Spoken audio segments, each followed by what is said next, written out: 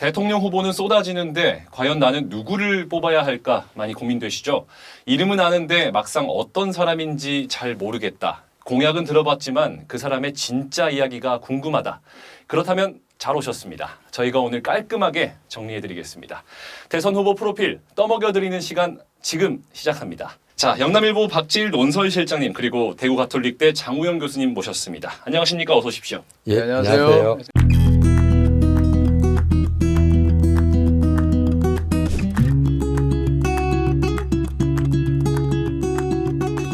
네, 오늘은 국민의힘 안철수 대선 경선 후보에 대해 알아보도록 하겠습니다. 먼저 안철수 후보의 간단한 프로필부터 살펴볼 텐데요. 안철수 후보는 이력이 화려합니다. 수식어가 굉장히 많아요. 의사, 과학자, 창업자, 경영자, 교수, 이런 수식어가 있습니다. 정치인이 된 또 독특한 이력을 갖고 있고요.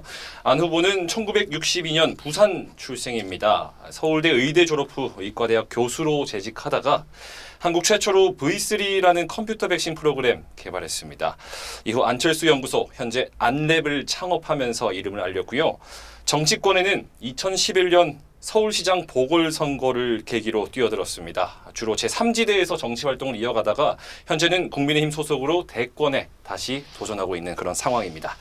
자, 그렇다면 안철수 후보의 어떤 인물로 또 평가가 되고 있을지 우리 교수님께 한번 먼저 여쭙겠습니다. 예, 아마 그 안철수 후보는 지적인 역량으로는 대한민국의 최상이죠. 예, 그래서 그 부분에 대해서는 뭐 아무도 딴지를 걸지 않을 거라 생각을 하고요. 의사, 벤처, 창업자 이런 것들을 다 뒤로 하고 또 한국 정치를 구하겠다고 해서 뛰어들었는데 의외로 능력에 비해서 소득이 약한 이런 분이다라고 생각이 들고요. 개인적으로 이렇게 보면 우리가 이 한국 정치에서 청렴한 분들을 찾기가 조금 어려운데 안철수, 뭐 김문수, 한동훈 이런 분들은 아마도 정치적 청렴도에서는 이 한국 정치에서 좀 인정받을 만한 분들이다. 이제 그런데 안철수 후보에게는 조금 안타까운 점이 그러니까 김종인 위원장이 가끔 이제 하는 발언 중에 소위 어떤 별의 순간이 있지 않습니까? 그 별의 순간의 결단력이 너무 약하다. 예, 그래서 그 1% 부족한 점 때문에 계속해서 대선 후보 전문인으로 역할하는 그런 안타까움이 좀 있습니다. 소득이 없다. 뭐 이렇게 자기 그 자질에 비해서 소득은 많죠. 뭐 어쨌든 돈이 많으니까 돈은 많고. 한천은 네. 넘나요. 제가 개인적으로 안철수 지금 의원이죠. 의원이기도 하고 이제 후보인데 개인적으로 많이 본 인물이에요. 전체적으로 보면 좀 착하다는 게 있죠. 사람이 착해요. 제가 보기에는. 그리고 공부도 이제 열심히 하고 그 교수님이 또 별을 본 순간 이렇게 얘기했는데 안철수 후보가 지금 들으면 좀 약간 불쾌할지는 모르겠지만 그 순간이 아마 2011년이었던 것 같아요. 그렇죠. 그죠? 그 당시에 이명박 정부와 이제 그 박근혜 정부의 사이에 서울시장 보궐선거가 있고 안철수 의원이 결국 그 당시에 박원순 씨에게 이제 후보직을 양보해 버렸지만 그때가 굉장한 피크였고 그 당시 이제 좀 화두가 과연 안철수란 사람의 신드롬이 책도 많이 팔렸어요 그때. 네. 이게 언제까지 갈 것인가 이런 건데 우리 국민도 그게 특정인을 좋아하는 것이 좀 오래 가지 않는 것 같아요. 진득하게. 물론 그 개인 정치인의 또 숱한 곡절과 오뚜기처럼 일어서는 그런 노력들이 필요하겠지만 안철수 후보가 그걸 조금 놓친 부분이 있는데 어쨌든 지금 그 우파 진영에서는 나름의 본인의 이제 목소리를 좀 갖고 있는 또 탄핵 정국을 거치면서 계엄과 윤석열 대통령에 대한 파면에 대해서 반성과 또 파면이 불가피하다 찬탄을 했죠. 그런 측면들로서 본인의 좀 개성적인 목소리를 지금 내고 있는 형국이다 이렇게 좀 생각됩니다. 네. 자, 다음 우리 안철수 후보는 의사였다가 교수로 또 다시 기업가로 또 이제 지금은 정치가로 또 독자적인 입지를 또 다져온 인물입니다.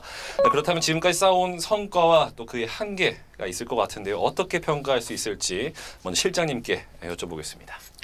제가 또 모두에 약간 착하다 그랬지만 아마 안철수 의원 후보가 두 번째로 인상적이었던 장면을 제가 꼽으라면 예전에 이제 뭐 첫 등장했을 때하고 달리 그게 아마 코로나 시절이었고 대구에서 코로나가 완전 창궐하기 시작하면서 뭐 전 세계적인 주목을 받을 상황인데 그때 안철수 의원이 의사의 신분으로서 대구에서 봉사활동을 했는데 그때가 살짝 정치적으로도 굉장히 입지가 높아졌다. 저는 그렇게 봅니다. 다만 이제 좀 공간 내지는 뭐 약점도 얘기하시라는 것 같은데 우리가 흔히 그 정치인을 평가할 때 신언서판이라는 게 있거든요.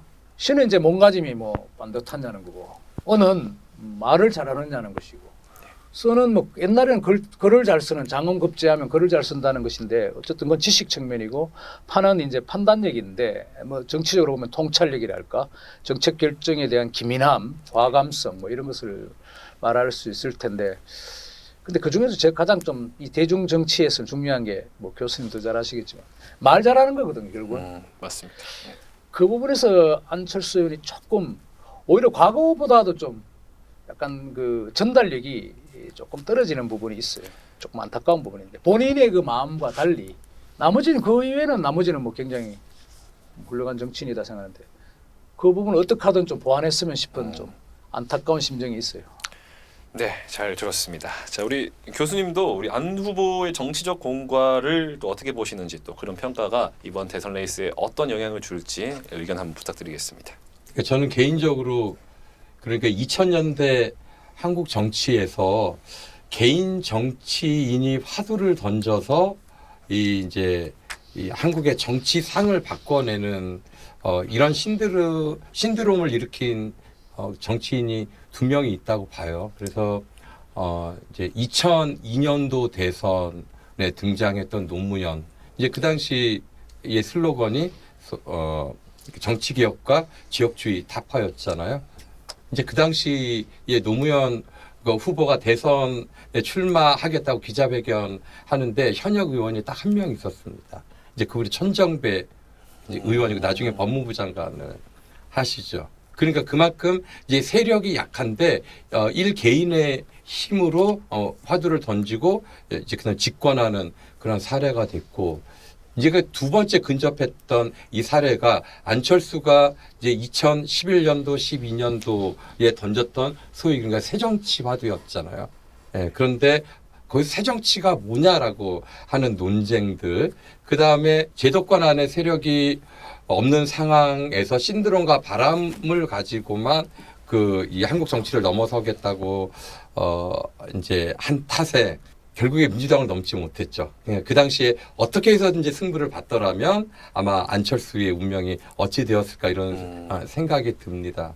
예, 그래서 그런 면에서는 굉장히 큰 족적을 세웠고요. 제가 개인적으로 그거보다 좀 더 이제 안철수 후보의 정치인으로서의 자질에서 가능성과 한계를 엿보는 게 이제 2016년도 총선입니다. 그런데 2016년도 총선에서 연고지인 호남을 쳐들어갔어요. 민주당의 본거지인. 그래서 호남을 석권하는 사실 대이변이죠. 제가 봤을 때는 2000년대 한국 총선에서 가장 큰 이변이었고 제3당이 지금까지 구축된 적이 없어요. 1990년대에 등장했던 정주영의 국민당 그리고 2000년대에 등장했던 이 안철수의 국민의당 이 제3당이 이제 그러니까 양당제 안에서 자기 세력을 확보해서 한국 정치 지형을 뒤흔들 만한 이러한 성과를 냈었으면 사실 이제 오늘날과 같은 조기 대선도 아마 없었을 건데 이러한 순간의 정치적인 결단력이 어떻게 좀 잘 발동되었더라면 그 안철수 후보에게는 그 전에 좋은 기회들이 있었다. 네, 여러 가지 뭐 주요 성과와 또 안타까운 점들을 말씀을 잘 해주셨습니다. 자, 다음 우리 안철수 후보가 또 결정적 순간마다 단일화나 또 합당 등으로 진로를 바꿔왔다는 점에서 아까 말씀하셨던 것처럼 결단력이 부족하다, 또 일관성 문제를 지적하는 시선도 있습니다. 실장님 어떻게 보시는지 말씀 부탁드리겠습니다. 그러니까 이제 교수님 말씀하신 대로 제3지대, 제3정당의 부분을 한 차례 이상 형성했다는 것은 대단한 성과죠. 그것도 개인기로 거의 홀로. 그게 한편은 성공 사례이기도 하지만 또 한편으로 한국 정치에서 좌우파로 나눠져 있는 양당 정치가 공고한 이 상황에서 본인의 진로, 성공적인 길로 가기는 힘드니까 그 와중에 이렇게 왔다 갔다 한 부분이 있어서 일관성이 없다는 비판을 충분히 뭐 받을 수는 있겠죠. 그렇지만 한편으로는 또 좋게 본다면은 다양한 경험의 또 자산일 수 있겠다. 저는 이렇게 생각하고요. 저번 대선 때 보면은 그게 언제였습니까? 2017년입니까? 2017년 박근혜 대통령 탄핵되고 해서 그때 당시에 보면은 안철수 그 당시 후보가 21%까지 나왔네. 국민의당이. 홍준표 24%, 문재인 그때 당시 당선인이 41%였는데 합치면은 거의 뭐 유승민까지 합치면 거의 절반 이상이 그 우파 쪽에서 나왔는데 맞습니다. 저번 대선 때는 윤석열 대통령과 단일화를 이뤘죠. 좀 안타까운 것은 윤 대통령이 그렇다면 어떤 정치 도의상 아니면 여러 가지 우파의 어떤 스펙트럼을 넓히고 자산을 총가동한다는 측면에서 제가 보기에는 안철수 정도는 국무총리가 아마 마땅하지 않았을까 이렇게 생각하는데 그런 어떤 자리를 배려하지 않는 게 왜 좀 이상할 정도였어요. 여기는 거의 본인을 도왔던 결정적으로 만약에 갈라졌다면 2017년 대선 때처럼 윤석열 대통령이 결코 이길 수 없었을 것인데 불과 0.73% 차이로 이재명에게 이겼지 않습니까? 그런 걸 감안한다면 안철수의 어떤 정치적인 어떤 포션 그러니까 정치 뭐 나쁘게 하면 정치적 지분을 인정했어야 하는데 윤석열 대통령이 그런 점 출발부터 못했다는 것이 뭐 멀지만 직접적인 이유는 아니더라도 된다고 보고 그런 측면에서 안철수 의원의 어떤 그 실패와 성공이 공이 본인의 어떤 그 역량만은 아니고 그것도 일종의 뭐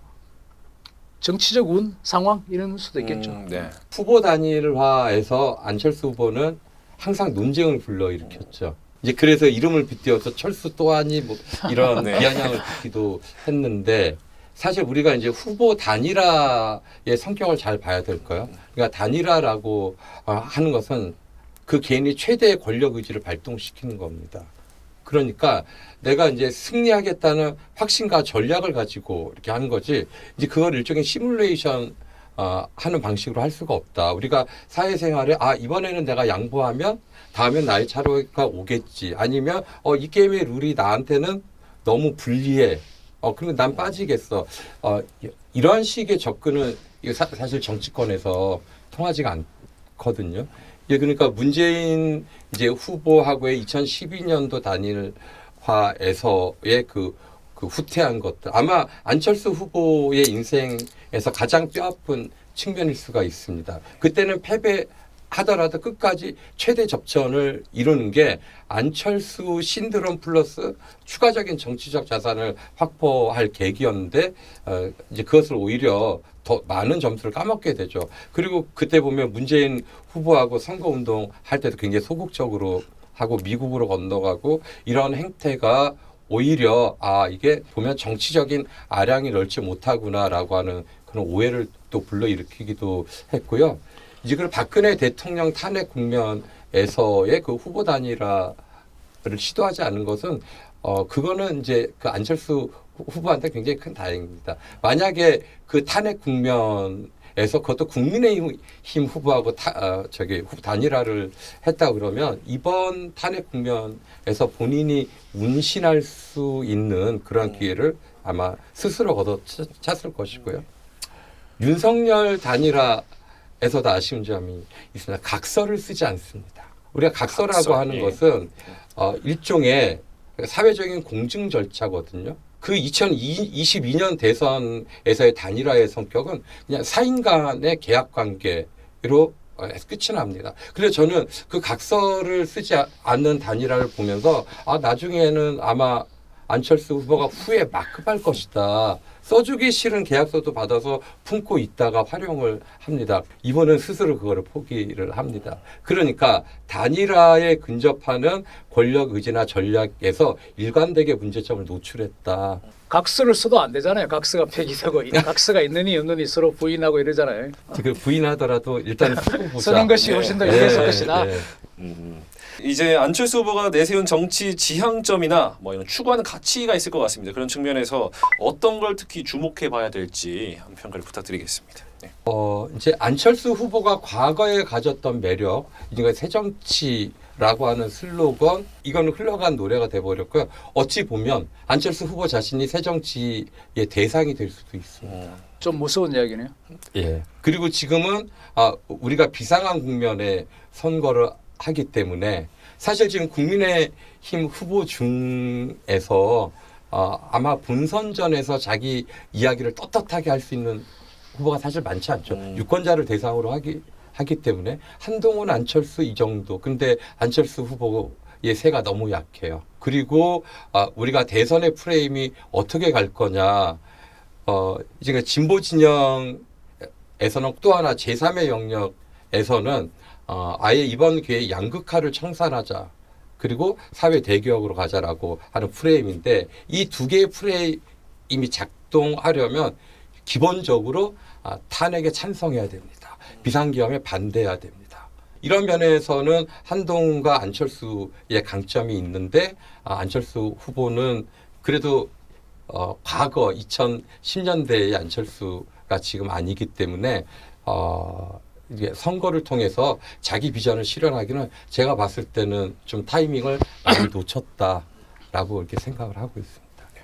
우리 실장님은 또 어떻게 생각하시는지 특히 주목해야 될 점이 있다면 의견을 부탁드리겠습니다. 지금 이 탄핵 정국이라는 것이 거의 파면, 대통령 파면, 뭐 비상계엄, 뭐 거의 비상한 상황들이 이어지는 환경이잖아요. 맞습니다. 네. 이럴 경우에는 굉장히 정치적인 인사이트, 통찰력이 있는 사람이 유리해요. 그리고 지금 공약 측면이라면 한철수의 퍼스널리티나 개인적인 성향을 보면은 뭐 우리 흔히 얘기하는 AI, 과학, 컴퓨터, 뭐 미래 비전, 바이오 이런 것들인데 이거는 지금 평상시였으면은 엄청나게 중요한 이슈들이죠. 그렇죠. 맞습니다. 네. 이거는 안철수 것이지. 이게 만약 시대의 정신이 되고 우리가 전 세계적으로 이게 이런 측면의 분야를 국가별로 경쟁의 시대가 됐다면 그 어떤 지도자를 뽑겠어요. 당연히 안철수 후보가 유리할 텐데 사실은 불행하게도 지금 우리 상황은 그거와는 영땅판인 뭐 비상계엄이었더니 대통령 파면을 어떻게 생각해야 하느니 법원이 뭐 공정하니 아니니 이런 걸 지금 논란을 벌이고 있기 때문에 그 이슈에서는 안철수 후보가 좀 유감스럽게도 대세를 장악하기에는 좀 힘든 부분이 있다. 그렇지만 뭐 어쩌겠어요. 국민이 뭐 또다시 이걸 선거전이 좀 겹치고 날이 지샌다면 며칠이 간다면은 안 후보한테도 어떤 찬스가 올까요? 자, 마지막으로 안철수 후보가 만약 대통령이 된다면 어떤 대한민국? 안철수가 대통령이 된다면 제가 보기에는 굉장히 벤처화된 대한민국. 벤처라는 것이 뭐 잘 어울리네요. 모험적인 거, 도전적인 거, 그 미래 한번 대박이 날 수도 있는 그런 대한민국이 되지 않을까 한번 기대해 봅니다. 벤처화된 대한민국이라고 답변을 해주셨습니다. 자, 교수님은 어떻게 보십니까? 예, 기본적으로 과학기술 정책 이게 상당히 강화될 수 있다고 보입니다. 그렇죠. 이제 보통 리더들이 그 이해도는 짧은 반면에 주로 이제 그 주변에서 그 책사들이 제공해주는 그 공약들을 이제 잘 이제 언어로서 다듬죠. 그런데 그 안철수 후보 같은 경우는 이제 실질적으로 그런 경험을 해봤고 그렇죠. 지금 사실 이게 한국의 정치 상황보다 더 심각한 게 어찌 보면 미중 패권이에요. 그러니까 지금 한미 동맹도 위협받고 있잖아요. 미국이 종주국인데 미국에서부터 지금 한미 동맹도 얼마든지 깨질 수 있다라고 하는 분위기가 조성돼 있고 이제 핵심적인 자원이 바로 AI하고 반도체란 말이죠. 그래서 이런 면에서는 그 안철수 후보의 과거 경험이나 경력들이 아마 국가적으로 상당히 기여할 수도 있을 것이다. 만 우리가 이제 상상력을 펼칠 수 있지. 지금 현재 뭐 일단 대선을 돌파할 수 있느냐. 그게 더 관건이겠죠. 안철수가 대통령이 된다면 과학기술 분야에도 선두로 나아갈 수 있는 그런 대한민국이 되지 않나. 네, 그렇게 생각을 해봅니다. 네, 오늘은 국민의힘 안철수 후보에 대해서 알아봤습니다. 다음 시간에는 또 다른 후보로 또 쉽고 빠르게 떠먹여 드리도록 하겠습니다. 고맙습니다.